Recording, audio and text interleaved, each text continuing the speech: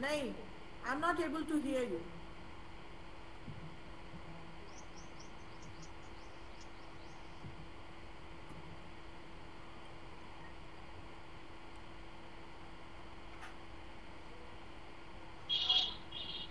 अब आ रही है ma'am. Unmute your mic first.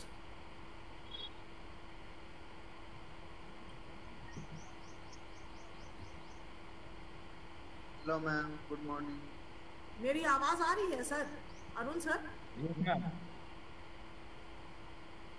आप अनम्यूट। आपकी आवाज आ रही है? आ रही है। हाँ हाँ, बढ़िया। लेकिन आप लोगों की आवाज नहीं आ रही है, स्टूडेंट्स की आवाज नहीं आ रही है।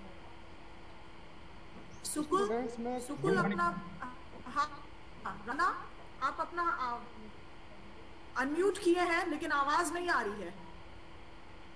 हेलो मैम, आवाज आ रही है? Good morning ma'am. Hello, good morning ma'am. Okay,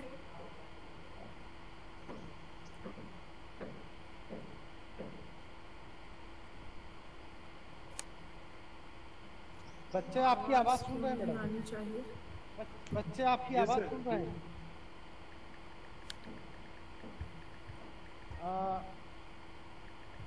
आप वॉइस वाले पे क्लिक करिए। क्या अभी मत बोलो।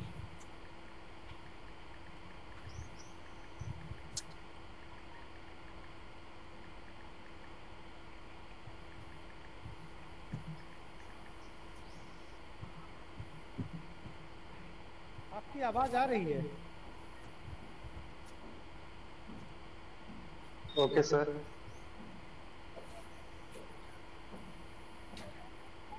वेट बेटा, वेट, थोड़ी देर वेट करिए आप लोग।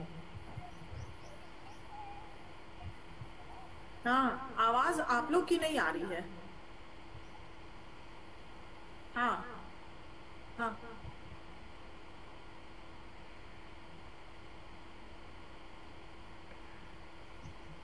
टर्न कहाँ पे वॉइस का? हाँ, टर्न ऑन तो वो तो माइक का जो है माइक पे आ रहा है एग्जैक्टली। नहीं नहीं, वही मान के चल रहे हैं। हाँ, आवाज आ रही है आपकी? यस मैम, आवाज आ रही है आपकी। ठीक है। Yes, ma'am, you are audible. Hello, ma'am. So I'm going to start my lecture.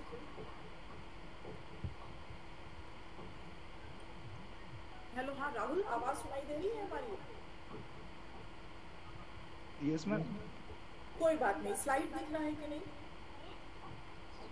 Slide दिख रहा है तो ठीक है। अब हम फिर शुरू कर रहे हैं, ठीक है? कितने स्टूडेंट हो गए हो तुम लोग? अभी वेट करें क्या? 23, 24 हो गए हो? 24। हाँ ठीक है, ठीक है। हमारी आवाज क्लियर है ना? कोई दिक्कत नहीं है ना? स्लाइड दिख रहे हैं बस? ठीक ठीक, चलो ओके।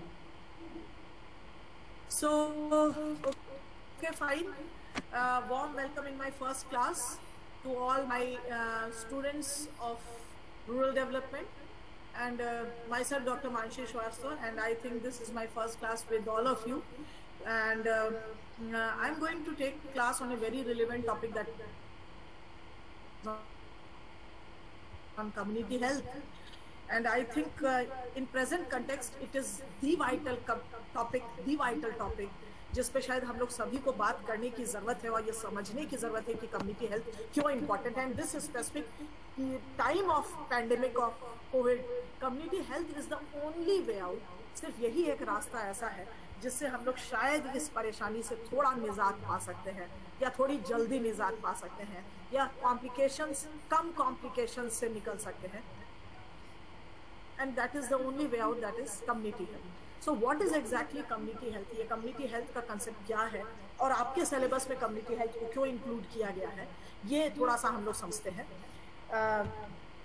हम कोशिश करेंगे लास्ट में यदि किसी के कुछ क्वेरीज होंगे तो हम चैट बॉक्स देखेंगे। चैट बॉक्स में जो भी तुम लोग की क्वेरी होगी तुम डालना, हम कोशिश करेंगे चैट बॉक्स में तुम लोग को रिप्लाई करने का। हालांकि हम कोशिश करेंगे, हम स्लो मूव करेंगे और हर पॉइंट को एक्सप्लेन करते हुए चलेंगे, ठीक है? कम्युनिटी हेल्थ जैसा कि नाम से ही कुछ हद तक क्लियर है, health not of individual but of community. हम किसी एक इंडिविजुअल पेशेंट या एक इंडिविजुअल पर्सन की बात नहीं कर रहे हैं, या उसके हेल्थ या उसके डिजीज से कंसर्न नहीं है, बल्कि हम पूरे कम्युनिटी के हेल्थ के बारे में बात कर रहे हैं। ठीक, तो जो आपका जो बैच होता है वो तो बड़े मिक्स्ड ग्रुप से होता है, तो उसमें ह्यूमैनिटीज़ के भी स्टूडेंट्स होते हैं, उसमें आर्ट्स के भी होते हैं, उसमें कॉमर्स के भी होते हैं, उसमें साइंस के भी होते हैं, हर फील्ड से होते हैं। लेकिन आप लोगों में जो सोशियोलॉजी बैकग्राउंड से होगा या ह्यूमैनिटीज़ बैकग्राउंड से होगा, हम एक्सपेक्ट करते हैं कि उन स्टूडेंट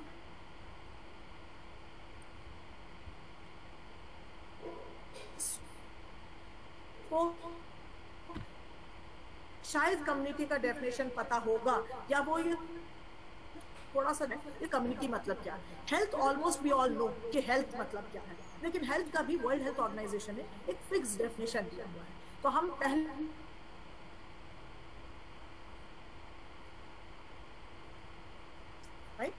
तो कम्युनिटी एग्जैक्टली क्या है? एक ग्रुप ऑफ पीपल। जब हम किसी एक इंडिविजुअल की बात ना करके एक ग्रुप ऑफ पीपल की बात करते हैं, वो ग्रुप ऑफ पीपल जो एक स्पेसिफिक ज्योग्राफिकल एरिया में रहता है, या जो एक स्पेसिफिक ज्योग्राफिकल लोकेशन या एरिया शेयर करता है, जो एक स्पेसिफिक इन्वायरमेंट शेयर करता है, और क्योंकि वो एक स्पेसिफिक लोकेशन या एक स्पेसिफिक इन्वायरमेंट शेयर करता है, एक एरिया में सब मिलजुल के रहते हैं, इसलिए बहुत ऑब्वियस हो जाता है कि उनके वैल्यूज, उनके कल्चर्स, उनके ट्रेडिशंस भी वो आपस में शेयर करते हैं। तो हम लोग सीधा सिंपल सा ये कह सकते हैं कि एक group of people living under a geographical area and sharing some common values and cultural ideas and values and tradition is basically community। ठीक, तो कम्युनिटी किसी एक स्पेसिफिक डिफाइंड ज्योग्राफिकल एरिया में रहने वाले लोग जो उस लोकेशन को कॉमनली शेयर कर रहे हैं, उस इन्वायरमेंट को कॉमनली शेयर कर रहे हैं, और because they are sharing common location and environment, more or less they are also sharing a common values, ideas, traditions, culture, etc. Fine.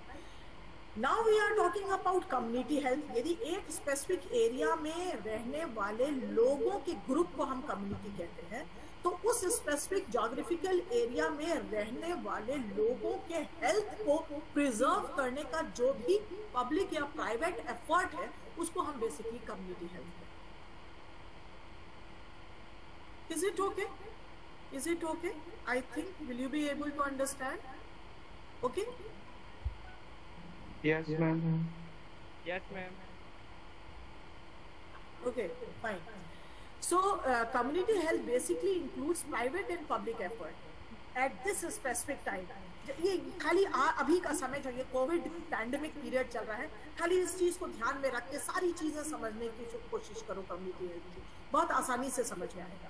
इस समय में पूरी कम्युनिटी, पूरा कंट्री, सारे स्टेट्स ऑलमोस्ट ये प्रॉब्लम फेस कर रहे हैं ऑफ कोविड पैंडेमिसिटी। ठीक है, इस स्पेसिफिक पीरियड में हम लोगों के हेल्थ को प्रिजर्व करने के लिए खाली पब्लिक एफर्ट नहीं ले रहे हैं, हम प्राइवेट एफर्ट भी ले रहे हैं, पब्लिक एफर्ट भी ले रहे हैं। पर्पस क्या है? जो भी पब्लिक एफर्ट हो रहा हो, या जो भी प्राइवेट एफर्ट्स हो रहा हो लोगों को अवेयर करने का, पब्लिक एफर्ट हो रहा हो लोगों तक सर्विसेज प्रोवाइड करने का, या फिर उनको वैक्सीनेशन प्रोवाइड करने का, या फिर उनको जल्दी से जल्दी हॉस्पिटलाइजेशन की फैसिलिटी प्रोवाइड करने का, या फिर उनको ईजली ऑक्सीजन प्रोवाइड करने के, ये जितने भी पब्लिक एफर्ट या प्राइवेट एफर्ट्स हो रहे हैं, पर्पस क्या है कि वो इंडिविजुअल, ग्रुप एंड ऑर्गेनाइजेशन के हेल्थ को प्रमोट करना चाहते हैं, उनके हेल्थ को प्रोटेक्ट करना चाहते हैं, या फिर उनके हेल्थ को प्रिजर्व करना चाहते हैं। पर्पस यही है हमारा, है ना? ठीक है, this is basically community. Now the community health basically refers to the health status of a defined group of people. हमने कहा कि कम्युनिटी एक ग्रुप ऑफ इंडिविजुअल्स है या ग्रुप ऑफ पीपल है, those who are sharing a common location और common environment, and because they are sharing a common environment and common location, they are also sharing common values. Now this specific group of people to whom we have defined as community health refers to the health status of that specific group of people or community and the action and condition that protect and improve the health of the community. जो जिसको हम refer करके चल रहे हैं अभी, ठीक। Community health is an approach that sees the community as an important ingredient of effective public health practice. अब ये कहा गया कि जब आप इंडिविजुअल हेल्थ प्रैक्टिसेस की बात करते हैं तब तो उसमें कम्युनिटी का कंसेप्ट बहुत इंपॉर्टेंट नहीं है, लेकिन जब आप पब्लिक हेल्थ प्रैक्टिसेस की बात करते हैं, जब आपको ये समझ में आता है कि खाली इंडिविजुअल प्रिकॉशन लेने से काम नहीं चलेगा। यदि मान लीजिए आज हम पूरा इंडिविजुअल प्रिकॉशन लेते हैं कि हम मास्क भी पहनते हैं, हम बार बार हाथ भी हैंड वॉश करते हैं, प्रॉपरली हैंड वॉश करते हैं, हम वो सैनिटाइजर भी यूज़ करते हैं, हम ग्लव्स भी पहनते हैं, हम सोशल डिस्टेंसिंग भी मेंटेन करते हैं, हम सोशल गैदरिंग में भी नहीं जाते हैं, तो भी क्या इस बात की कोई गारंटी है, कोई एश्योरेंस है कि हमें कोविड इन्फेक्शन नहीं होगा? नहीं है ना, वी ऑल नो कि नहीं है। तभी भी कहाँ से सोर्स ऑफ इन्फेक्शन आएगा, हम कैसे इन्फेक्ट हो जाएंगे, वी डोंट नो। क्यों नहीं जानते हैं? इसलिए क्योंकि अब धीरे धीरे कहा जा रहा है कि ये एयर में इन्फेक्शन फैल रहा है, एरोजोल इन्फेक्शन। जब एरोजोल इन्फेक्शन है तो भाई हम सांस तो लेंगे, हम बहुत बेयर मिनिमम एसेंशियल काम के लिए कभी कभार शायद बाहर भी जाएंगे, तो वी डोंट नो कि हमें इन्फेक्शन कहाँ से मिल जाएगा। यदि ऐसा है तो community health is an approach, community health ही एक ऐसा अप्रोच है जो इस तरीके के पब्लिक हेल्थ प्रैक्टिसेस को इफेक्टिवली इम्प्लीमेंट कर पाएगा, ठीक है। अब कम्युनिटी हेल्थ अप्रोच एग्जैक्टली क्या है? अब आप ये सोचेंगे कि आखिर का कम्युनिटी हेल्थ अप्रोच क्या है? Let me tell you, community health approach को डील करने के लिए कुछ बेसिक हेल्थ कैरेक्टरिस्टिक्स होते हैं हर कम्युनिटी के, जिसको हम ज्योग्राफिकल इंफॉर्मेशन सिस्टम सॉफ्टवेयर के थ्रू स्टडी करते हैं, जो हमारा पब्लिक हेल्थ डेटा सेट तैयार करता है, जिसको हम GIS सॉफ्टवेयर कहते हैं। This GIS software is basically to find out the basic health characteristic of a defined community. जिस कम्युनिटी के कंटेक्स्ट में हम आज बात कर रहे हैं, जैसे मान लो हम बनारस की कम्युनिटी के बारे में बात कर रहे हैं। हालांकि बनारस की कम्युनिटी कहना इसे कम्युनिटी इतना बड़ा भी नहीं होता है जो पूरा एक डिस्ट्रिक्ट कवर कर ले। कम्युनिटी थोड़ा सा इससे छोटे कॉन्सेप्ट्स में हम बात करते हैं, थोड़ा ज़्यादा डिफाइंड ज्योग्राफिकल एरिया की बात करते हैं। लेकिन ठीक है, यदि मान लो हम एक एग्जांपल लेके चलते हैं कि हम बनारस को एक कम्युनिटी मान लेते हैं, तो बनारस में के बेसिक हेल्थ कैरेक्टरिस्टिक्स अभी तक क्या रहे हैं, किस तरीके से डिजीज स्प्रेड होता रहा है, कोविड का फर्स्ट फेज में कितना इन्फेक्शन हुआ, कितने लोग इन्फेक्टेड हुए, कितनी मॉर्टैलिटी हुई, कितने लोग रिकवर हुए, कितने लोग हॉस्पिटलाइज हुए, किस एज ग्रुप के लोग ज़्यादा इन्फेक्ट हुए, किस जेंडर के लोग ज़्यादा इन्फेक्ट हुए, ये बेसिकली कहाँ पे रखा जाता है? ये ज्योग्राफिकल इंफॉर्मेशन सिस्टम सॉफ्टवेयर के थ्रू एक डेटा सेट तैयार किया जाता है, और इस डेटा सेट के बेसिस पे हम आगे ये तय करते हैं कि किस तरीके का मेडिकल सपोर्ट सिस्टम, पब्लिक और प्राइवेट, इस कम्युनिटी को जरूरत है। Getting my point? Okay, I hope I am audible. हम आगे मूव कर रहे हैं। So it seeks to influence these community health characteristics basically used to influence the basic attitude, our belief, our knowledge, our health promoting behavior, and particularly among who? Among underprivileged sections.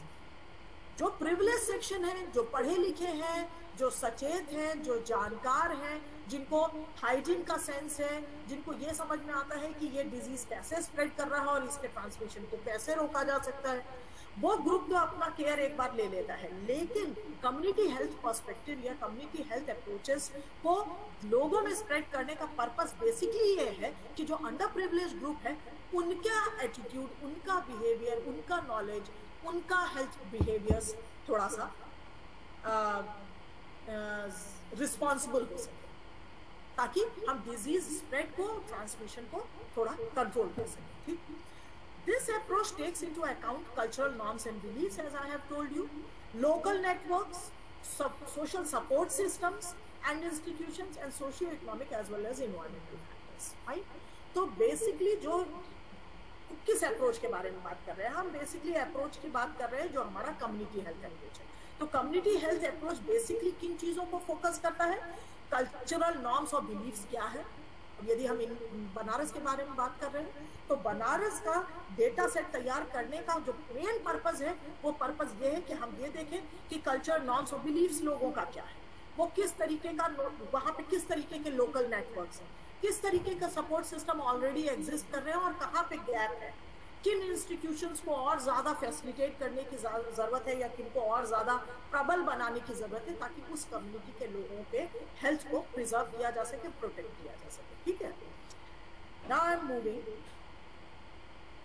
Now what is exactly the foundation? ये concept आया कहाँ से? मतलब अभी हम सोचते हैं, यदि हम कोविड पैंडेमिक के कंटेक्स्ट में देखें या अभी हम यदि इस टॉपिक को देख रहे हैं, हालांकि पहले भी तुम्हारे सीनियर बैचेस में इस टॉपिक को पढ़ाए हैं, लेकिन इतना रिलेवेंट मुझे कभी नहीं लगा जितना आज इस दौर में लग रहा है, कोविड के इस पैंडेमिक फेज में लग रहा है इस टॉपिक को पढ़ाना।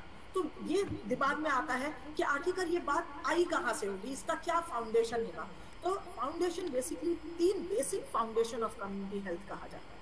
The first foundation is the past history of any community regarding their health practices, कि बनारस को हम यदि अपनी एक कम्युनिटी मान के चल रहे हैं तो उस कम्युनिटी के हेल्थ प्रैक्टिसेस की हिस्ट्री क्या रही है। ठीक, तो जैसे हम लोग कहते हैं कि भाई ये हमारा कल्चरल हब है, ये हमारा रिलीजियस हब है ना। तो हेल्थ प्रैक्टिसेस के मामले में हम कहते हैं कि थोड़ा सा पुअर हेल्थ प्रैक्टिसेस रहे हैं इस कम्युनिटी के, क्योंकि ये टूरिस्ट प्लेस ज़्यादा रहा है, रिलीजियस हब रहा है, लोग आते जाते रहे हैं यहाँ पे और काफ़ी ज़्यादा टूरिस्ट का आना जाना अमूमन रहता है। तो उतना ज़्यादा हाइजीन, सैनिटेशन और उतनी ज़्यादा अवेयरनेस, क्लीनलीनेस, एनवायरमेंटल सैनिटेशन नहीं मेंटेन हो पाता है या हमेशा ही दिक्कत रहता है इसमें। ठीक है, साफ सफाई उतनी नहीं मेंटेन हो पाती है और रीज़न यही है कि ये कल्चरल प्लेस है और टूरिस्ट का आना जाना बहुत ज़्यादा है। ठीक है, सेकंड जो फाउंडेशन का सेकंड कम्युनिटी हेल्थ के फाउंडेशन का सेकंड जो कॉज है वो है basically what are the factors that affect community and population. तो पहली चीज है कि कम्युनिटी हेल्थ प्रैक्टिसेस की हिस्ट्री क्या रही है जिस कम्युनिटी के बारे में हम बात कर रहे हैं। दूसरा, क्या फैक्टर्स है जो अफेक्ट कर रहा है उस कम्युनिटी के पॉपुलेशन के हेल्थ को। एंड द थर्ड इज कि उस कम्युनिटी के हेल्थ प्रैक्टिसेस के लिए क्या टूल्स अपनाए जाते रहे हैं। अब let me tell you about the tools of community health practices. I know कि शायद आप एपिडेमियोलॉजी के बारे में नहीं सुने होंगे या एपिडेमियोलॉजी के बारे में नहीं जानते होंगे। Let me tell you very clearly epidemiology क्या है। जैसे अभी कोविड सब जगह फैला हुआ है, ठीक, आप सभी लोग जानते हैं, हम सभी लोग सफ़र कर रहे हैं मोर लेस। हम में से बहुत सारे लोग इन्फेक्ट हो चुके होंगे, बहुत सारे लोग आज जो क्लास कर रहे हैं उसमें से अभी पॉजिटिव होंगे और बहुत सारे लोग आज क्लास करने बैठे हैं तो वो पॉजिटिव हो चुके होंगे और आज के तारीख में नेगेटिव होंगे। ठीक है, और बहुत सारे लोग अपने परिवार में बहुत सारे अप डाउन्स देख लिए होंगे अब तक कोविड के चलते। ठीक है, एपिडेमियोलॉजी क्या करता है? एपिडेमियोलॉजी एक ऐसा टूल है जो इस पूरी जानकारी को लेता है कि बीमारी यदि मार्च में एंटर किया हमारे कंट्री में लास्ट ईयर तो उसका डिस्ट्रीब्यूशन कैसा रहा। क्या वो गाँव में ही फैला, कि वो शहरों में फैला, कि वो इंडस्ट्रियल एरियाज के आसपास फैला, कि वो अर्बन स्लम्स में ही फैला, कि वो हिली एरियाज में फैला, कि वो समुद्री इलाकों के किनारों पे फैला, शोर्स पे फैला, कहाँ पे डिस्ट्रीब्यूशन रहा। और दूसरी चीज़ क्या देखता है, और डिस्ट्रीब्यूशन में ये भी देखता है कि सबसे ज़्यादा वो किसको अफेक्ट किया। तो हम लोगों ने जैसे पिछले फेज, जो फर्स्ट फेज कोविड का आया और जो अभी सेकेंड फेज आया है, इसमें हम लोग को ये समझ में आ रहा है कि जो सबसे ज़्यादा वल्नरेबल या एट रिस्क पॉपुलेशन है वो 60+ का पॉपुलेशन है। दूसरा एट रिस्क पॉपुलेशन है वो जिनके साथ कुछ ना कुछ कोमॉर्बिडिटीज़ है ना, हाइपरटेंसिव है या डायबिटीज़ है या किसी तरीके का हार्ट प्रॉब्लम है या किसी तरीके का पहले से वो बहुत फ्रेजाइल है या बहुत ओबीज है, इस तरीके का कोमॉर्बिडिटी जिनके साथ है वो ज़्यादा एट रिस्क है। तो ये क्या दिखाता है? ये डिस्ट्रीब्यूशन दिखाता है, कहाँ पे फैला, किन लोगों को ज़्यादा इफेक्ट किया, किस एज ग्रुप को सबसे ज़्यादा इफेक्ट किया, किस जेंडर पॉपुलेशन को इफेक्ट किया, ये डिस्ट्रीब्यूशन दिखाता है। और दूसरी चीज़ एपिडेमियोलॉजी क्या फाइंड आउट करता है? डिटर्मिनेंट, क्या एक्चुअल कॉज है, किस वजह से हो रहा है, किस वजह से हो रही है बीमारी और किस वजह से फैल रही है बीमारी। ठीक है, तो ये बेसिकली एपिडेमियोलॉजी एक ऐसा टूल है जो डिस्ट्रीब्यूशन और डिटर्मिनेंट ऑफ डिजीज दिखाता है कि एक बीमारी यदि हुई तो किसी कम्युनिटी में यदि कोई बीमारी हुई तो वो बीमारी का डिस्ट्रीब्यूशन क्या है, कैसे फैलाव है, किसको अफेक्ट कर रहा है, किस एज ग्रुप को कर रहा है, किस जेंडर को कर रहा है, किस मौसम में ज़्यादा है, किस तरीके के इन्वायरमेंटल बैकग्राउंड में ज़्यादा है, और साथ ही साथ एक तो डिस्ट्रीब्यूशन हो गया और दूसरा रीजन पे, what are the determinants, right? तो 2D कंसेप्ट होता है एपिडेमियोलॉजी में, 2D concept. The first is distribution and the second is determinants, right? दूसरी चीज क्या है? Community organising. What is exactly community organising? यदि मान लीजिए हमारे कम्युनिटी में कोई डिजीज हो गई, एपिडेमियोलॉजी एक टूल है जिसने ये बताया कि भला फला डिस्ट्रीब्यूशन है और ये डिटर्मिनेंट्स है।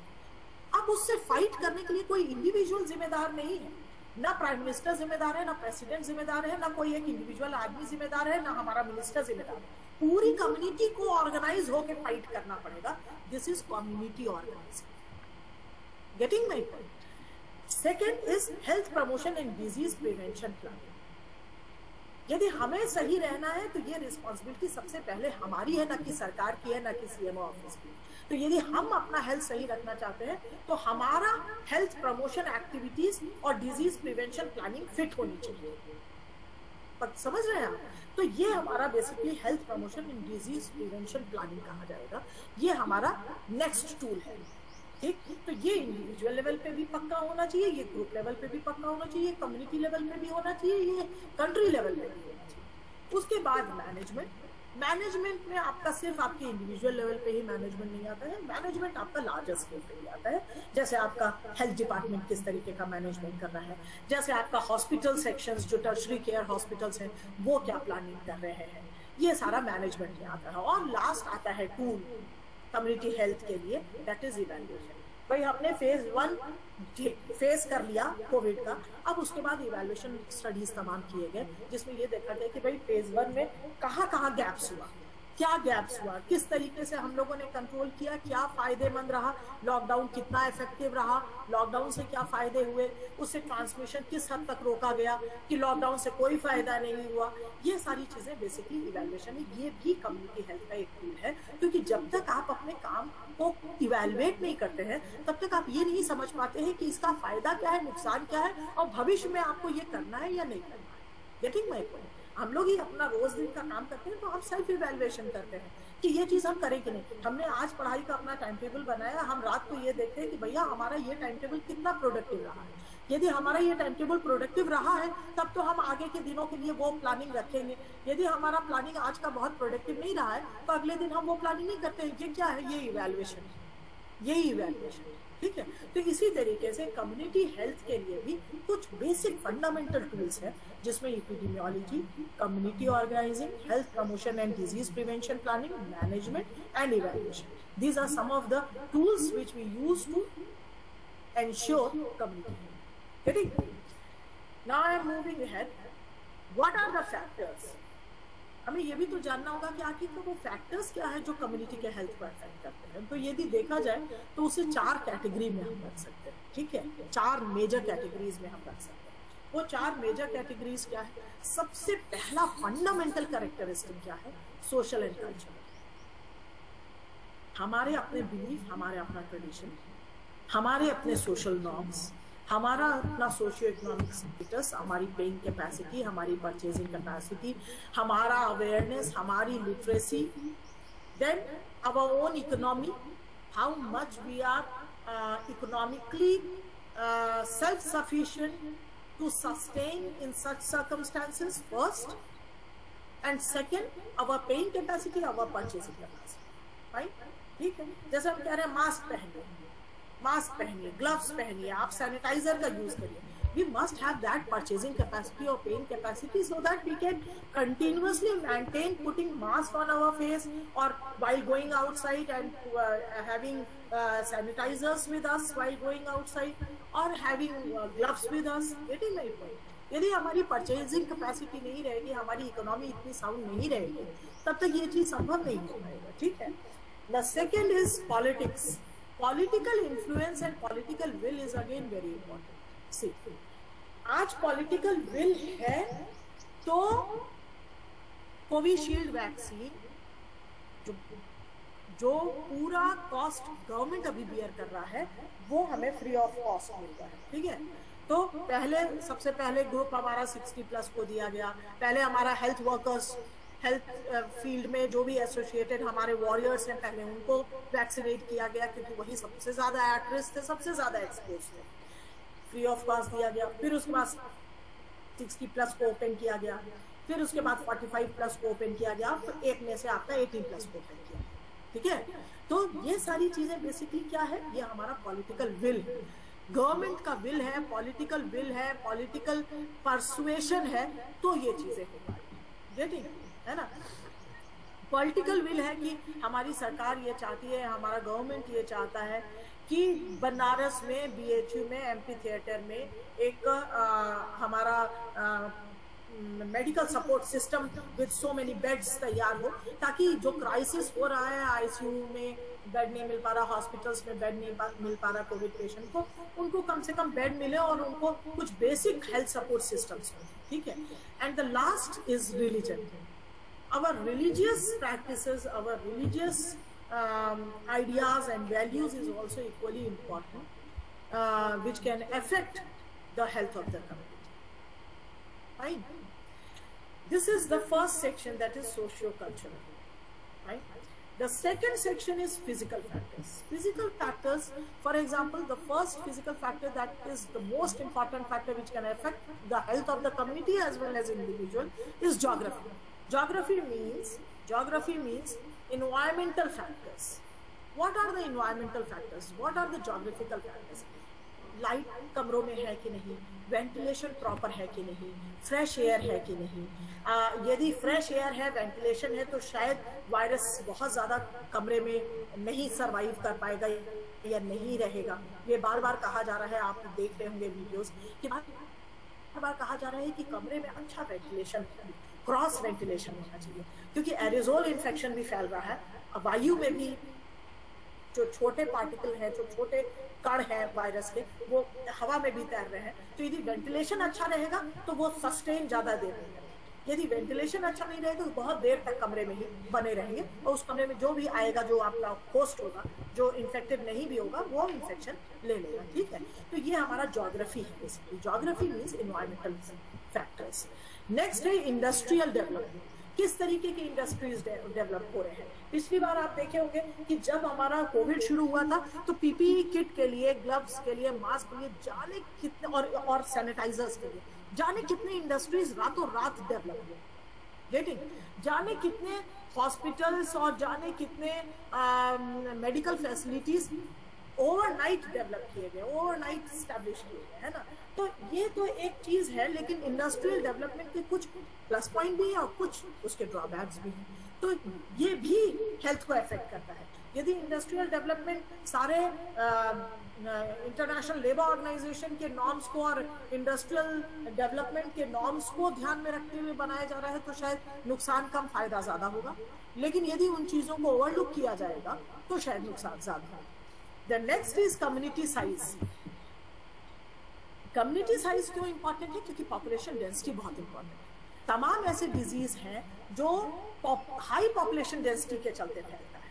हाई पॉपुलेशन डेंसिटी जैसे यही बीमारी है, यदि आप एक कमरे में 10 लोगों को रख देंगे तो 10 लोग इन्फेक्ट हो जाएंगे। इसीलिए क्यों बार बार कहा जा रहा है आइसोलेशन। जो सबसे पहली इंपॉर्टेंट चीज है वो क्या है? आइसोलेशन। लेकिन यदि हमारी कम्युनिटी का साइज जैसे स्लम एरियाज में बहुत ज्यादा तेजी से क्यों फैला? क्योंकि वहां पे ओवर पॉपुलेशन डेंसिटी बहुत हाई।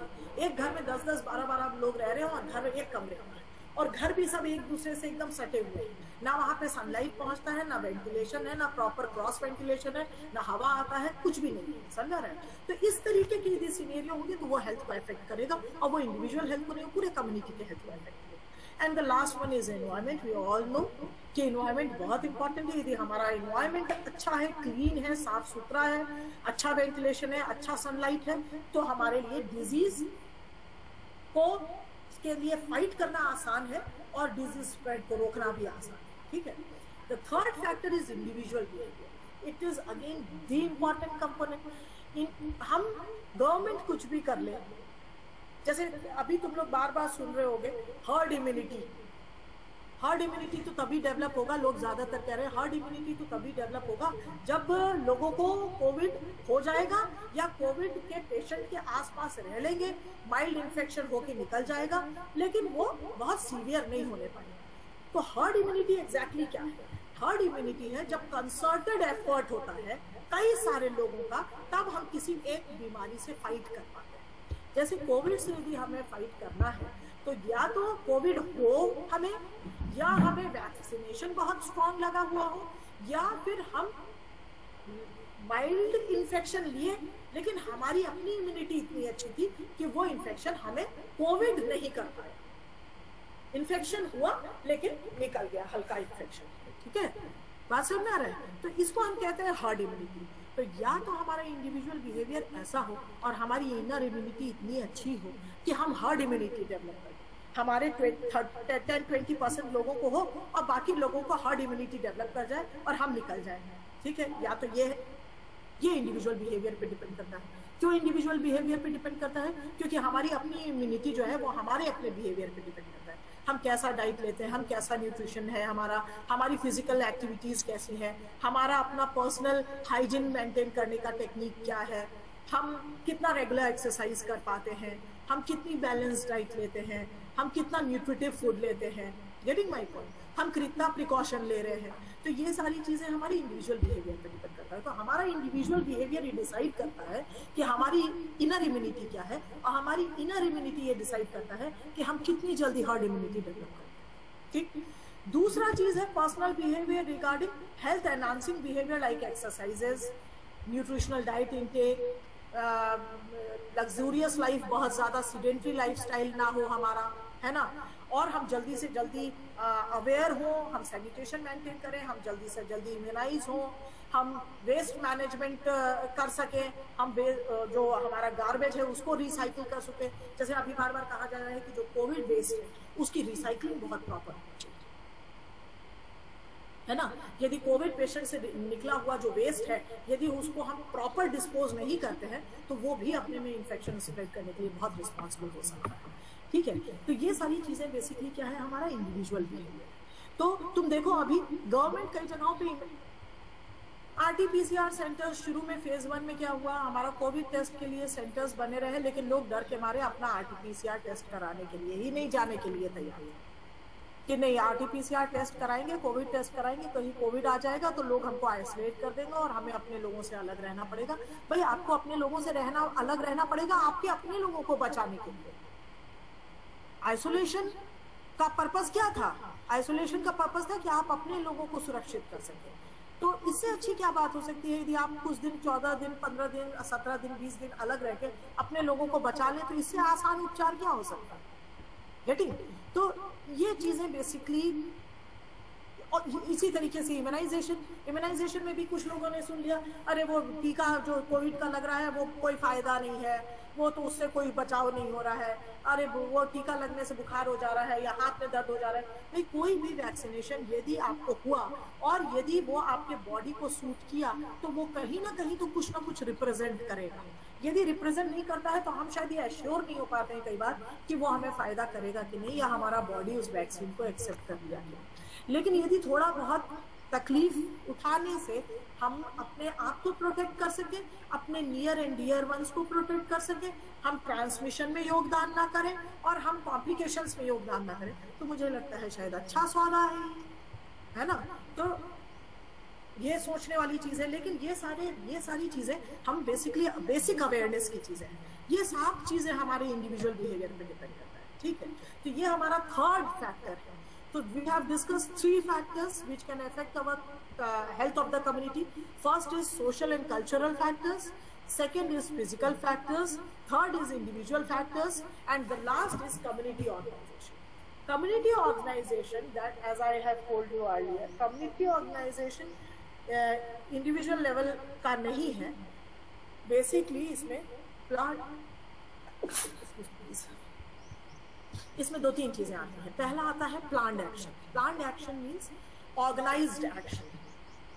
हम पहले से ये प्लानिंग करें। यदि मान लो अब हम इंडिविजुअल लेवल पे तुम्हें बताएं, यदि हम पहले से प्लानिंग करें कि भाई जैसे ही हमें कुछ बेसिक सिम्टम्स बताए गए हैं, कुछ स्पेसिफिक सिम्टम बताए गए, कुछ नॉन स्पेसिफिक सिम्टम बताए गए कोविड में, जैसे ही वो स्पेसिफिक सिम्टम सर्दी खांसी बुखार में से कोई भी 1-2 लक्षण आया, हम तुरंत जाके अपना कोविड टेस्ट कराएं और कोविड टेस्ट में यदि पॉजिटिव आता है हम तुरंत अपने आप को आइसोलेट करें और किसी भी डॉक्टर के कंसल्टेशन से हम दवा लेना शुरू कर दें। ये क्या है? प्लान एक्शन, ठीक है।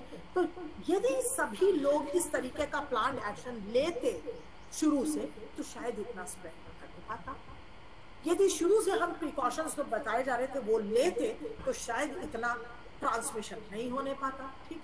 दूसरा है enrichment. Enrichment of what? Enrichment of knowledge, enrichment of resources, enrichment of services, everything, है ना। यदि हम जानकारी से एनरिच्ड है तो उसको वो भी हमारे लिए बहुत फायदेमंद है, जो कम्युनिटी के हेल्थ को अफेक्ट करेगा। यदि हम रिसोर्सेज से एनरिच है, मतलब हमारे पास दवाएं हैं, हमारे पास वैक्सीनेशन हैं, हमारे पास मास्क है, हमारे पास सैनिटाइजर है, यदि हम रिसोर्सेज से एनरिच है तो भी वो हमारे कम्युनिटी के हेल्थ को बचाने में मदद करेगा। और यदि हम रिसोर्सेज से एनरिच है, ये अपने आइडियाज से एनरिच है, और एनरिचमेंट हमारा एक और किस चीज से होता है? हमारा अपना सिस्टम कितना स्ट्रांग है, कितना टुगेदरनेस है, कितना सपोर्ट सिस्टम स्ट्रांग है, तो हमें हर चीज से एनरिच रहना पड़ेगा। नेक्स्ट है डेवलपमेंट एंड बिल्डिंग कंसेंसस। देखिए, डेवलपमेंट में तो जैसे आता है हमारा बेसिकली इंफ्रास्ट्रक्चरल डेवलपमेंट। जैसे हमने आपको बताया कि अभी यहाँ पे कितने बेड्स का, मुझे नहीं ध्यान आ रहा है, एम्फी थिएटर में कितने बेड्स का बनाने का प्रोविजन आया है, लेकिन वो हमारा डेवलपमेंट है, जो एक इमीडिएट डेवलपमेंट की बात कही जा रही है, keeping in mind the Covid pandemic. ठीक है। इसी तरीके से बिल्डिंग कंसेंसस बनाने, कंसेंसस का मतलब क्या है? सबका एक मत बनाना। ठीक है। सबका एक मत बनाने का मतलब क्या है? Through available health agencies, local health departments, voluntary health agencies, ये इन सबके माध्यम से हम प्लान्ड एक्शन ले सकें, ये हम अपने रिसोर्सेज, अपने आइडियाज, अपने टुगेदरनेस को एनरिच कर सकें, यदि हम अपने इंफ्रास्ट्रक्चर को डेवलप कर सकें, और यदि हम सब में एक मत बना सकें, एक मत अपने सावधानी लेने को लेके, एक मत जांच कराने को लेके, एक मत वैक्सीनेशन लेने को लेके, और एक मत पॉजिटिव आने पे जो प्रिकॉशन बताया जा रहा है आइसोलेशन के साथ साथ वो लेने का, बनाने को लेके यदि कर सकें, तो इसे हम कम्युनिटी ऑर्गेनाइजेशन कहते हैं, जिसके बिना किसी भी तरीके के पैंडेमिक से फाइट करना इज नेक्स्ट टू इम्पॉसिबल।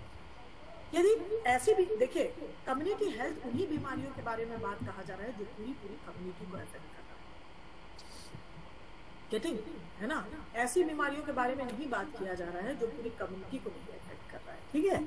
इसलिए कम्युनिटी ऑर्गेनाइजेशन की बात कही जा रही है। ठीक। Now I am moving ahead. Now as I have discussed, there are basically 3 tools of community health practices. 3 tools. The first is epidemiology. As I have told you, epidemiology is all about distribution and determinants of disease and injuries in human population. The same thing is mentioned over here. I will share the slides with you all by mail, I think. I will share with 1 or 2 students. If you can share your email address, and I will send to 1 or 2 students, and you have to share with all the students. Okay.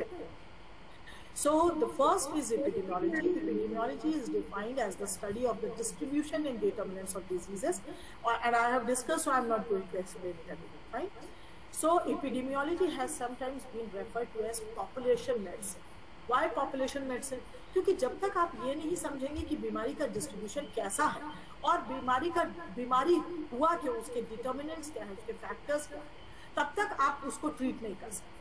जैसे आपके पास यदि कोई मरीज आता है या doctor के पास कोई मरीज आता है, तो सबसे पहले डॉक्टर क्या पूछता है कि भाई आपको क्या परेशानी है, आपको क्या सिम्टम्स आ रहे हैं, आपको क्या तकलीफ है, कितने दिन पहले शुरू हुआ, और फिर उसके बाद आप इससे ग्रसित हैं तो आपने इसके लिए क्या इलाज लिया इससे पहले, ये सारी चीज़ें पूछता है ना।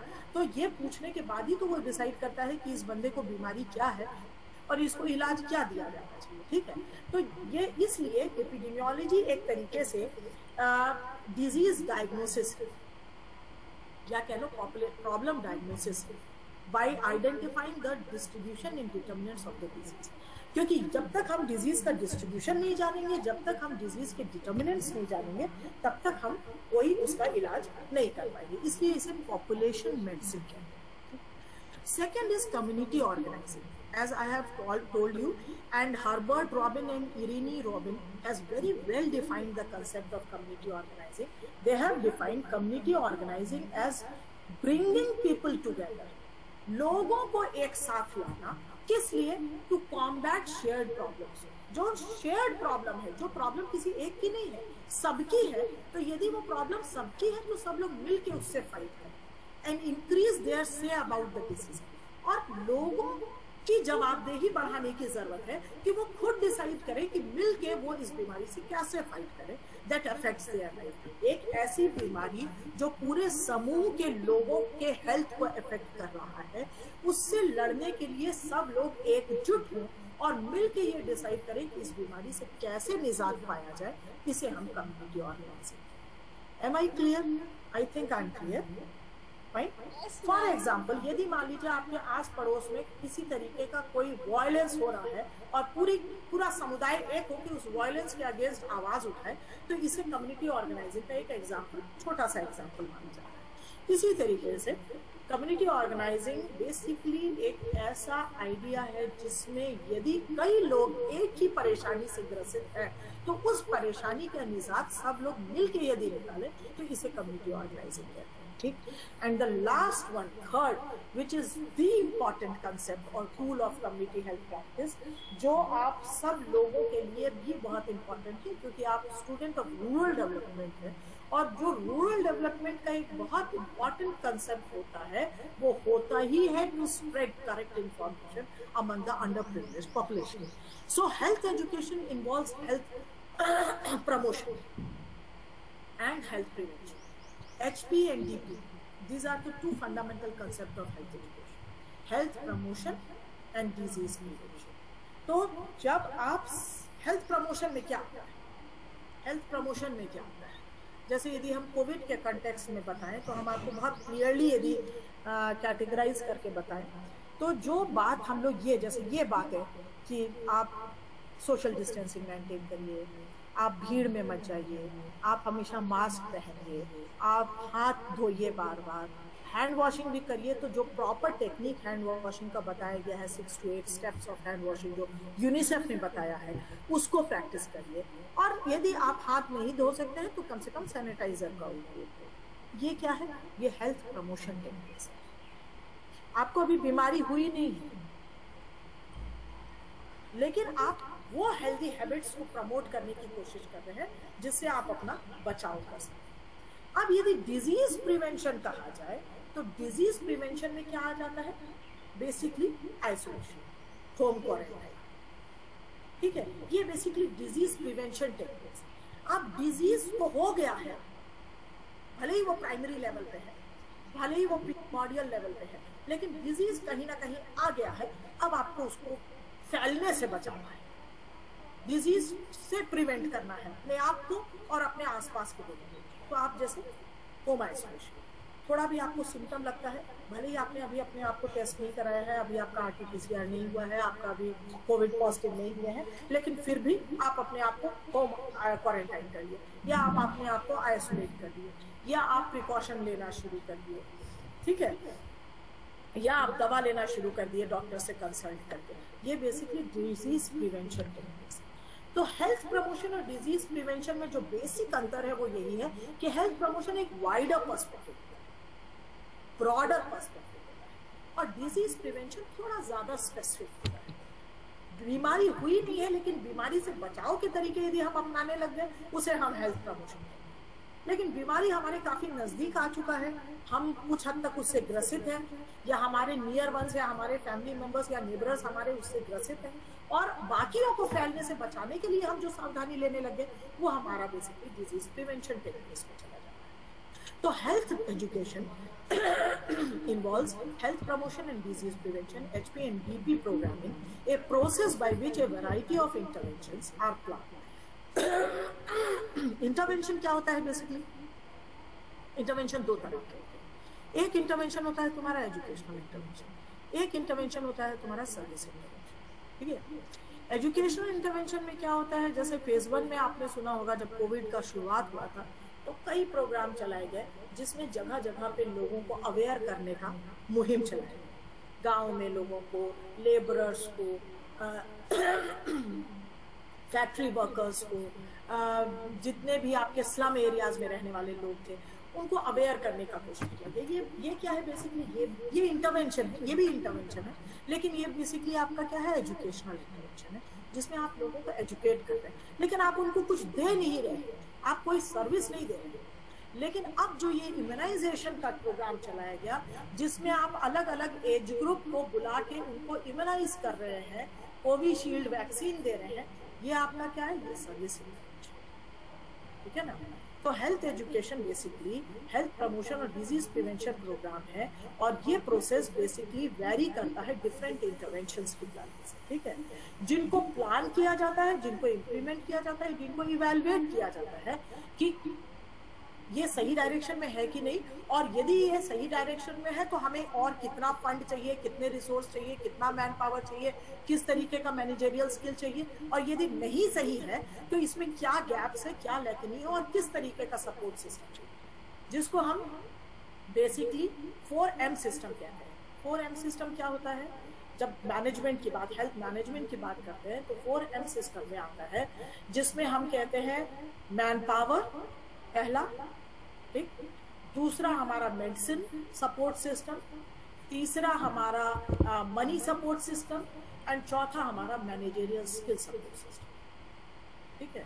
इसको 4M सपोर्ट सिस्टम कहते हैं, ठीक है। Am I clear? ठीक है, हम मान के चल रहे हैं कि तुम लोग सुन रहे हो मुझे, और हम मान के चल रहे हैं कि तुम लोग समझ रहे हो। Yes ma'am. अच्छा, फिर उसके बाद तो ये हमारा हो गया। अब ये इवैल्यूएशन तुम समझ रहे हो कि क्यों जरूरी है। मान लो हम इवैल्यूएट नहीं करते, मान लो आज मेरा क्लास चल रहा है तुम्हारे साथ, हम चाहेंगे कि हम अपने क्लास को इवैल्यूएट कर पाए, कि मुझे ये समझ में तो आए कि हमारे बच्चे समझ भी रहे थे कि नहीं समझ रहे थे। बड़ा ब्लाइंड टेक्निक है, समझ रहे हैं, बड़ा ब्लाइंड टेक्निक है ये, समझ ही में नहीं आता है। बच्चे सामने तो बैठे नहीं है, मुझे समझ में नहीं आ रहा है कि बच्चे सामने बैठे रहते हैं तो हम देखते हैं कि हाँ बच्चा हमारी बात सुन भी रहा है कि नहीं, या हमारा बच्चों का चेहरा देख के हमें समझ में आता है हाँ भाई वो समझ रहा है कि नहीं समझ रहा है, या हमें बच्चों का चेहरा देख के समझ में आता है यार बात इन्हें कुछ समझ में नहीं है, चलो दोबारा दूसरी तरीके से बोलो। लेकिन अभी तो हम ब्लाइंड सिस्टम है हमारे पास, मुझे कुछ समझ नहीं आ रहा है कि तुम्हें समझ में आ रहा है, सुनाई भी नहीं दे रहा है। ये शायद लास्ट में चैट बॉक्स से समझ में आएगा, तुम उनके फीडबैक से कि हाँ वास्तव में तुम्हें समझ में आ रहा था कि नहीं समझ में आ रहा था। लेकिन ये हम इवैल्यूएट करेंगे इसलिए ताकि हम अगले क्लास में जो कमी रह गई है उसको पूरा करने की कोशिश करें, समझा रहे हैं, इसलिए इवैल्यूएशन जरूरी है। तो तुम देखोगे कि हम लोग हमेशा ही इवैल्यूएट करते हैं, समझा रहे हैं। तो किसी भी चीज को हम लोग हमेशा डे टू डे लाइफ में भी प्लानिंग, इम्प्लीमेंटेशन और इवैल्यूएशन की प्रक्रिया से हमेशा गुजरते हैं। हर काम में हम पहले प्लान करते हैं, फिर प्लानिंग के हिसाब से हम उसे इम्प्लीमेंट करते हैं, फिर हम सोचते हैं कि सही हुआ कि गलत हुआ, यदि सही हुआ तो हम आगे ये काम करेंगे, यदि गलत हुआ तो भैया हम तौबा कर लेंगे, दोबारा ये चीज़ नहीं करेंगे, समझा रहे हैं। तो यही चीज़ हमारा हेल्थ एजुकेशन सिस्टम में भी होता है, ठीक है। Now, I'm moving on next point, that is community and population health through the lifespan. अब ये पॉइंट क्या है हम तुम्हें बताएं कि कुछ स्पेसिफिक, जैसे कोविड में कुछ स्पेसिफिक एज ग्रुप है जो सबसे ज्यादा इफेक्ट हुआ। ऐसे ही अलग अलग बीमारी अलग अलग एज ग्रुप, अलग अलग एज स्पैन को इफेक्ट करता है, ठीक है। तो in community health practice it is common to study populations by age group. तो एज ग्रुप के हिसाब से पॉपुलेशन को पढ़ना इंपॉर्टेंट होता है। पढ़ना मतलब आई मीन समझना इंपॉर्टेंट होता है, क्योंकि हर एज ग्रुप की अपनी अलग परेशानी होती है और हर एज ग्रुप अलग तरीके से एक्सपोज होता है। छोटे बच्चे अलग तरह की बीमारियों से एक्सपोज होते हैं, यंगस्टर्स अलग तरह की बीमारियों से एक्सपोज होते हैं, ओल्ड एज अलग तरह की बीमारियों से एक्सपोज होते हैं। जैसे यदि हम तुम्हें एग्जाम्पल देना शुरू करें, तो बहुत छोटे बच्चे होंगे तो वो निमोनिया के लिए बहुत प्रोन होते हैं। कहा जाता है कि बर्थ निमोनिया हो गया, बचपन में ही उनको सेप्सिस हो गया, बचपन में उनको इन्फेक्शन हो गया, बहुत छोटे में उनको डायरिया हो गया, ठीक है। ये बहुत छोटे एज ग्रुप में। यंगर एज में आओगे तो एसटीडी, सेक्सुअली ट्रांसमिटेड डिजीजेस बहुत कॉमन है, या फिर हम कहेंगे एड्स के लिए यंग एज ग्रुप ज़्यादा प्रोन है, क्योंकि वो ज़्यादा एक्सपेरिमेंटल होता है, ज़्यादा बोल्ड होता है, दे यूज टू एक्सपेरिमेंट, बॉडी में चेंजेस होते हैं तो वो एक्सप्लोर करने की कोशिश करते हैं। यदि थोड़ा सा और एज ज़्यादा जाओ, जब थोड़ा सा मतलब ओल्डर यंग एज का कह लो 40+ वाला, तो उसमें देखो लाइफस्टाइल डिजीजेस आने लग जाते हैं, नॉन कम्युनिकेबल डिजीजेस जैसे डायबिटीज़, जैसे हाइपरटेंशन, जैसे ओबेसिटी, जैसे स्ट्रेस, ठीक है, तो ये चीजें। जब और ओल्ड एज में जाओगे तो तुम देखोगे अलग तरह की बीमारियां होने लग जाती हैं, जैसे विजन का प्रॉब्लम, जैसे मेमोरी लॉस, जैसे इस तरीके की प्रॉब्लम। तो तुम देखो हर एज ग्रुप में जब तुम देखोगे तो अलग अलग तरीके से वो अलग अलग बीमारियों के लिए एक्सपोज होते हैं, ठीक है। तो it is common to study population by age group and by circumstances because of the health problem that are common to each age group. These group includes, तो अब कैसे, और देखो उसमें भी देखो एज ग्रुप के साथ कुछ और भी चीजें, जैसे मदर्स एंड इन्फेंट्स।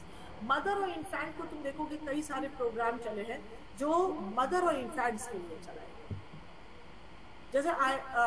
जैसे तुम्हारा infant and young child feeding practices IYCF चलाया गया, और MCH प्रोग्राम चलाए गए, mother and child health practices programmes चलाए गए। ये क्यों चलाया गया?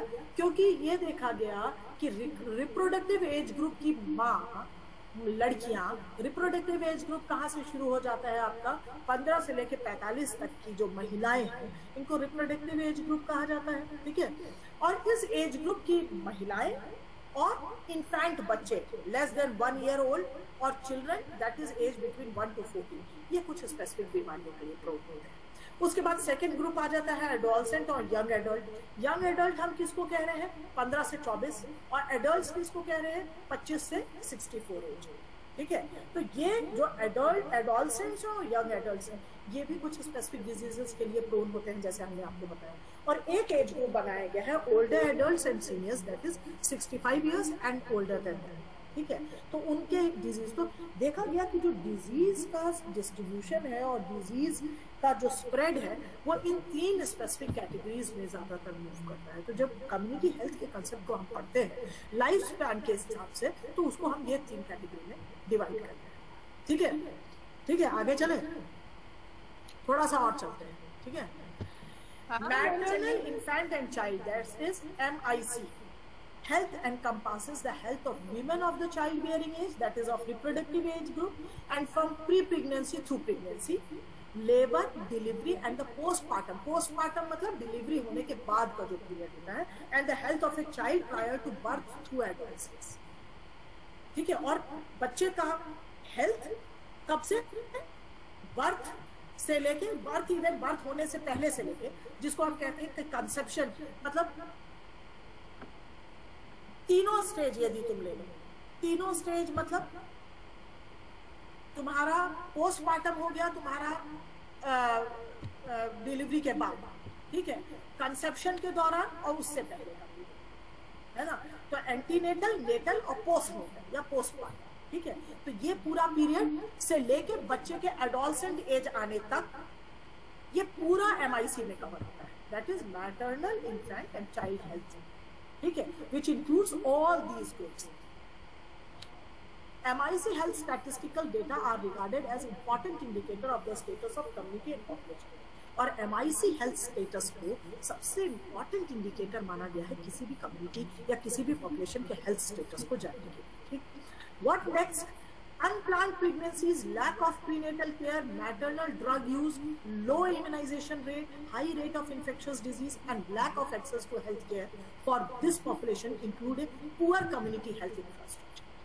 यदि इस MIC ग्रुप में इन स्पेसिफिक वेरिएबल्स को देखा जाए, जैसे कितनी अनप्लान्ड प्रेगनेंसीज हुई, लैक ऑफ प्रीनेटल केयर कितने केसेस में हुआ, मैटरनल ड्रग यूज एब्यूसिव, मतलब बिना रिकमेंडेशन के कोई भी ड्रग ले लिया गया ड्यूरिंग प्रेगनेंसी और ड्यूरिंग लैक्टेशन और ड्यूरिंग पोस्टपार्टम पीरियड, ये कितने केसेस में हुआ, लो इम्यूनाइजेशन रेट कितना है, मतलब देखो टिटनस टॉक्साइड का इंजेक्शन प्रेगनेंसी में लगा जाना चाहिए और प्रेगनेंसी के बाद बच्चे को कुछ स्पेसिफिक इम्यूनाइजेशन होना चाहिए, लेकिन कंप्लीट इम्यूनाइजेशन कवरेज का स्टेटस हमारे यहाँ इंडिया में नहीं है।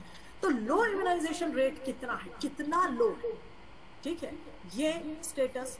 High rate of infectious disease, इस स्पेसिफिक MIC ग्रुप में मैटरनल इन्फेक्शन चाइल्ड ग्रुप में कितने ज्यादा लोग इन्फेक्शियस डिजीज से अफेक्ट हुए, lack of access to health care, अच्छा इन्फेक्शन तो हो गया, क्या उनको प्रॉपर ट्रीटमेंट मिला, तो इसे डायग्नोज किया जाता है lack of access to health care. Health care का एक्सेस में कितना लैक रहा for this specific population of MIC। ये सारे इंडिकेटर्स बेसिकली ये बताता है कि किसी भी कम्युनिटी का हेल्थ इंफ्रास्ट्रक्चर कैसा है, ठीक है। उसके बाद early intervention with educational programme and preventive medical services for women, infant and children can enhance health in later years and reduce the necessity to provide most costly medical and social assistance later in their life. तो देखो तीन चीजें हैं। पहला चीज तो ये दिखाया गया कि मैटरनल, इन्फेंट और चाइल्ड हेल्थ के क्या क्या फैक्टर्स जो है वो हमारे हेल्थ डेटा सेट के इंपॉर्टेंट सेगमेंट हैं, ठीक। दूसरा चीज ये बताया गया कि MIC ग्रुप में क्या क्या वेरिएबल्स हैं जिसको हम देख के ये पता लगा सकते हैं कि हमारा कम्युनिटी हेल्थ इंफ्रास्ट्रक्चर कितना स्ट्रॉन्ग है या उसमें कितने गैप्स हैं। अब यदि ये आइडेंटिफाई कर लिया गया कि हमारे हेल्थ इंफ्रास्ट्रक्चर में कितने गैप है और कम्युनिटी हेल्थ हम कितने लोगों को इंश्योर कर पा रहे हैं अपने कम्युनिटी के लोगों के हेल्थ को, तो उसमें हम क्या चीज और ऐड करते हैं, अर्ली इंटरवेंशन। जितना जल्दी पता चलेगा उतनी जल्दी हम लोगों को अवेयरनेस फैलाएंगे या उतनी जल्दी हम लोगों का इम्यूनाइजेशन करेंगे, तो ज्यादा से ज्यादा लोगों के हेल्थ को हम प्रिवेंट कर पाएंगे, ठीक। किस चीज के साथ इंटरवेंशन, एजुकेशनल प्रोग्राम चला के जो हमने आपको बताया कि लोगों को अवेयर करके, एंड प्रिवेंटिव मेडिकल सर्विसेज देके to whom, to womens, to infants and to children. किस लिए, ताकि हम एनहांस कर सके health in later years and reduce the necessity to provide most costly and medical social assistance later in their life, right. तो ये कुछ basic fundamental चीजें हैं जिसको हम कहते हैं कि यदि किसी कम्युनिटी के हेल्थ को हम इंश्योर करना चाहते हैं तो उसमें MIC हेल्थ डेटा बहुत इंपॉर्टेंट है। MIC हेल्थ डेटा के गैप्स को आइडेंटिफाई करने के लिए ये जानना जरूरी है कि हमारा हेल्थ इंफ्रास्ट्रक्चर में गैप क्या है, कम्युनिटी हेल्थ इंफ्रास्ट्रक्चर में, और कम्युनिटी हेल्थ इंफ्रास्ट्रक्चर के यदि गैप को आइडेंटिफाई कर लिए तो ये समझना जरूरी है हम कितना अर्ली इंटरवेंशन दें और किस तरीके का एजुकेशन और सर्विस प्रोग्राम चलाएं ताकि हम लेटर लाइफ में उनके हेल्थ को प्रिजर्व कर सकें, ठीक। Now maternal health issues include family planning, early and continuous prenatal care and abortions. Fine. Infant and child health is the result of parent health behavior during pregnancy. यदि infant और child health में किसी तरीके का gap है तो वो है किस लिए, पर रीजन ही यही है कि या तो डिफेक्टिव प्रेगनेंसी रहा है या किसी तरीके का बिहेवियरल टिप्स रहे हैं जिसकी वजह से infant और child health कहीं ना कहीं इफेक्ट हुआ है। इसी तरीके से प्रीनेटल केयर प्रॉपर ना हो, ये रीजन हो सकता है इन्फेंट और चाइल्ड हेल्थ कॉम्प्रोमाइज होने का, and the care provided after birth यदि वो प्रॉपर नहीं है तो ये रीजन हो सकता है इन्फेंट और चाइल्ड हेल्थ के कॉम्प्रोमाइज होने का। Critical concern of infant and childhood morbidity and mortality include proper immunization, unintentional injuries को बचाया जा सके, प्रॉपर इम्यूनाइजेशन किया जा सके और चाइल्ड एब्यूज और चाइल्ड नेग्लेक्ट को कंट्रोल किया जा सके, ठीक है। इसके साथ कुछ चीजें और थोड़ी सी इम्पोर्टेंट है, एक दो हम अभी बीच में रोकना नहीं चाहते हैं इसलिए थोड़ा हम 10 मिनट का समय और लेंगे। हमने 3 ग्रुप आपसे डिस्कस किया कि 3 ग्रुप हमारे लिए बहुत इंपॉर्टेंट होता है। उन 3 ग्रुप में हमारा maternal and child health group, दूसरा ग्रुप हमारा एडोलसेंट ग्रुप और तीसरा ग्रुप हमारा older and adult and older group, ठीक। तो अब ये सेकंड ग्रुप, अभी तो हम MIC ग्रुप के बारे में बात कर रहे थे, अब ये सेकंड ग्रुप हमारा आया, the health of adolescent and young adult population sets the stages for the rest of the adult. अब ये जो एज होता है एडोलसेंट एज या यंग एडल्ट एज, ये बेसिकली डिसाइड करता है कि हमारा एडल्ट लाइफ कैसा है या हमारा ओल्डर स्टेज कैसा रहेगा या ओल्डर लाइफ हमारा कैसा है। So this is a period during which most people complete their physical growth. भाई इस एज तक जितना भी हमारा एडोलसेंट से यंग एडल्ट होते होते जितना भी हमारा फिजिकल ग्रोथ होना होता है वो हो चुका है, मैरिज हो चुका रहता है, हम फैमिली स्टार्ट कर चुके रहते हैं, हम अपना कैरियर स्टार्ट कर चुके रहते हैं और हम अपना फ्रीडम और डिसीजन मेकिंग कैपेसिटी को एंजॉय करना शुरू कर चुके हैं, ठीक। It is also a time in life in which many beliefs, attitudes and behaviors are adopted and consolidated. हम धीरे धीरे से स्टेज में आ जाते हैं कि हमने अपने परिवार से अपने पेरेंट्स को देख के जो अडॉप्ट किया वो तो किया ही, अब हम खुद के अपने आइडियाज बनाने लगते हैं और ये तय करने लगते हैं कि वो कौन से बिहेवियर, वो कौन से कल्चर है जो हमें अपने साथ लेके चलना है आगे और कौन सा ऐसा है जो हमें बहुत उचित नहीं लगता है, बहुत तार्किक नहीं लगता है, उसका हमें कोई साइंटिफिक जस्टिफिकेशन नहीं समझ में आता है, इसलिए हम उसको यहीं पे छोड़ देना चाहते हैं, ठीक है। तो ये वो लाइफ का स्टेज भी होता है। साथ ही साथ health issues that are particularly associated with this population are unintended injuries. Unintended injuries में क्या आता है, इंटेंशनल नहीं है, लेकिन गाड़ी बहुत तेज चलाना अच्छा लगता है तो एक्सीडेंट हो गया, या हम बहुत ज्यादा परेशान हैं अपने कैरियर को लेके या किसी चीज को लेके, हम बहुत अवेयर नहीं हैं, बहुत कॉन्शियस नहीं है, या हम बहुत ज्यादा हैसल में आ गए हैं, हम बहुत परेशान हो गए हैं, इसलिए हम अपने आप को नुकसान कर लेते हैं। तो ये इस तरीके की कुछ अनइंटेंडेड इंजरीज का भी स्टेज होता है। Use and abuse of alcohol, tobacco and drug, ये भी एक स्टेज ऐसा होता है जिस समय में हम ये सारी चीजें बिकॉज ऑफ पीयर प्रेशर, या कई बार हम सोशल गैदरिंग्स में जाते हैं, या कई बार हमारा रिलीजियस प्रैक्टिस ऐसा होता है कि उसमें इस तरीके की चीज़ें इनिशिएट हो जाती हैं। और सेक्सुअल रिस्क टेकिंग बिहेवियर भी इस स्टेज में, इस एज में, that is of adolescent and young adult के एज में होता है। ये जो तुम्हें हम बता रहे हैं, ये बेसिकली पर्पस इन चीज़ों को बताने का ये है कि ये कहीं ना कहीं हमारे इंडिविजुअल हेल्थ को और हमारे कम्युनिटी हेल्थ को इफेक्ट करता है। ये प्रैक्टिसेस, ये जो इस स्पेसिफिक स्लाइड में ये जो 4 पॉइंट हमने तुमको बताया, वो बताने का पर्पस जो था, वो पर्पस यही है कि वो ये तय करता है कि ये चीज़ें ये तय करती हैं कि हमारा अपना इंडिविजुअल हेल्थ और हमारे पूरे कम्युनिटी का हेल्थ इन आइडियाज, इन कंसेप्ट, इन प्रैक्टिसेस पे डिपेंड करता है। ठीक, now the health problem associated with this adult population can often be traced to the consequences of poor socio-economic condition and poor health behavior during early years. तो अब यदि हम adult age में बीमार पड़ते हैं, या हमें किसी तरीके का नॉन कम्युनिकेबल डिजीज हम फेस करना शुरू करते हैं, या हमारा किसी तरीके से हम ओबीज हो गए, या हम हाइपरटेंसिव हो गए, ये हमारा अर्ली स्टेज में जिस तरीके के हमारे हेल्थ बिहेवियर्स रहते हैं वो डिसाइड करते हैं। ठीक, and the next point is the key to community health intervention for this specific population of adolescent and young adult has been to stress the quality of life gained by good health rather than merely the added years of life. तो यदि हम सिर्फ ये नहीं चाहते हैं कि हमारा ईयर ऐड होता जाए लाइफ में, लेकिन क्वालिटी ऑफ लाइफ ना, तो इसके लिए बहुत इंपॉर्टेंट है कि हम जितना अर्ली हो सके इंटरवेंशन स्टार्ट करें। ठीक है, getting my point? So I think